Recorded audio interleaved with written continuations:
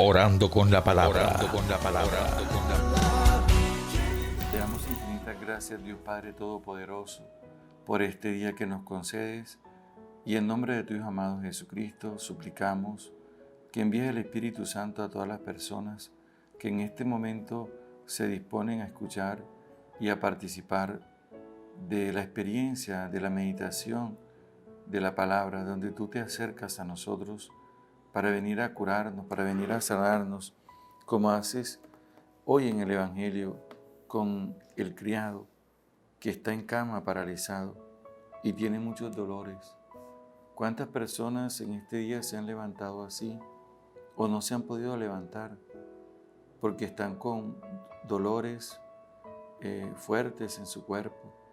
A ellos nos dirigimos a través de esta oración y nos unimos en oración rogándote, Señor, rogándote para que les des el Espíritu Santo y a través del Espíritu Santo comiences a sanar toda esa parte emocional y toda esa parte espiritual y física, y así puedan levantarse de esas postraciones o realidades negativas que muchas veces no las dejan avanzar. La primera lectura que nosotros escuchamos está tomada del profeta Isaías, capítulo 2, versículo 1 al 15.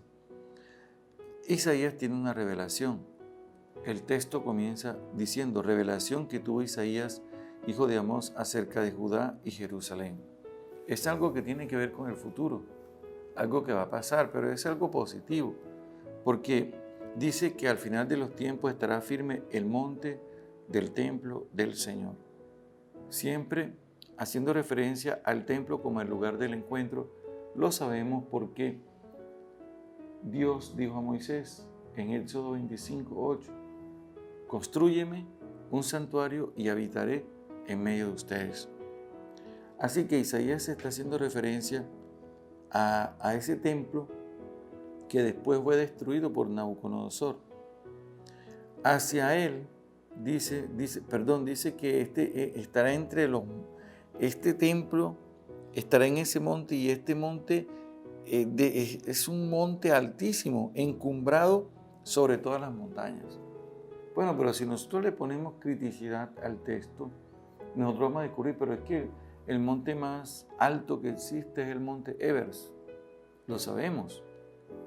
Pero aquí no se está hablando de esa altura simplemente, sino que el lugar donde se construye el templo, que es el monte Sión, y usted va a ver, y el monte Sión es una colina demasiado pequeña, pero es el lugar donde está el templo, y por ser el lugar donde está el templo y está la presencia de Dios, como lo ha dicho el libro del Éxodo 25:8, construimos un santuario y habitaré en medio de ustedes, entonces se constituye en el monte más importante de toda la tierra.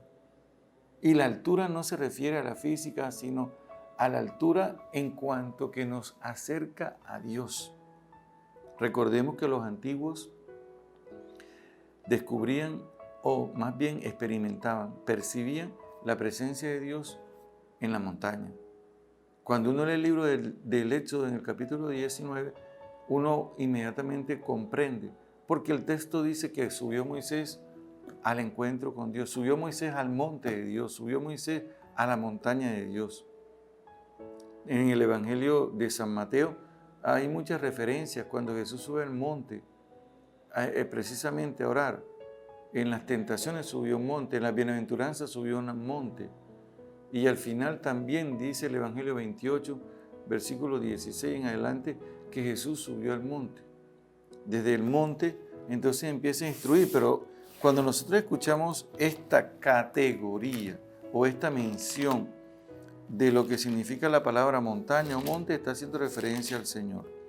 Por lo tanto, en este tiempo de Adviento, voy a buscar el texto de Mateo al final, donde dice que subió desde el monte. Hay muchas referencias, ahora mismo no, 28, 16. Por su parte, los 11 discípulos marcharon a Galilea, al monte que Jesús les había indicado. Ahora, el profeta dice, vengan, subamos al monte del Señor, a la casa del Dios de Jacob, para que Él nos enseñe sus caminos.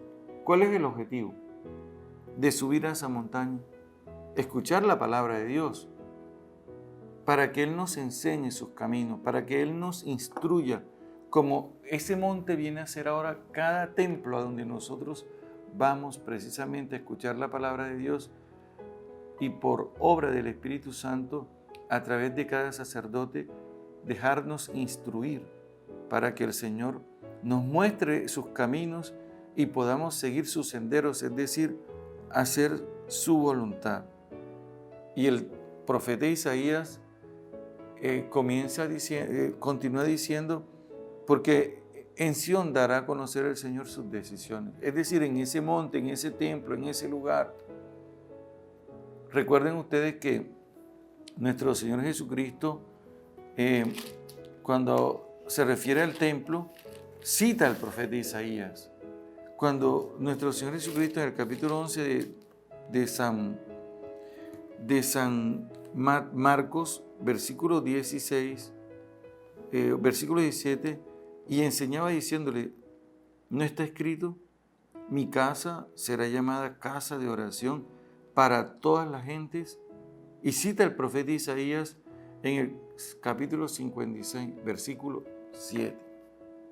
Casa de oración, el templo, la montaña, el encuentro donde voy abierto para que el Señor me instruya, para que pueda conocer sus caminos y así de esta manera seguir en su voluntad. Porque en ese lugar el Señor nos da a conocer sus decisiones y la palabra vendrá de Jerusalén.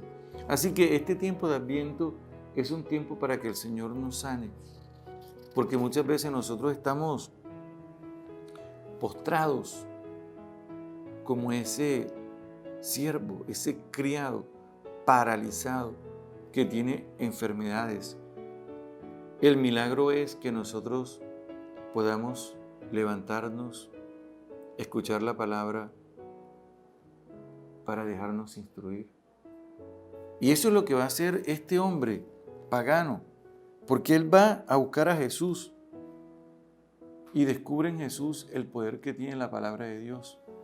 Basta que lo mandes de palabra y mi criado quedará sano, porque yo también, con ser un subalterno, tengo soldados a mis órdenes, y si ordeno a alguno que vaya a alguna parte, él va, y si a otro le ordeno que venga, él viene. Y cuando le ordeno a mi esclavo que haga algo, él lo hace.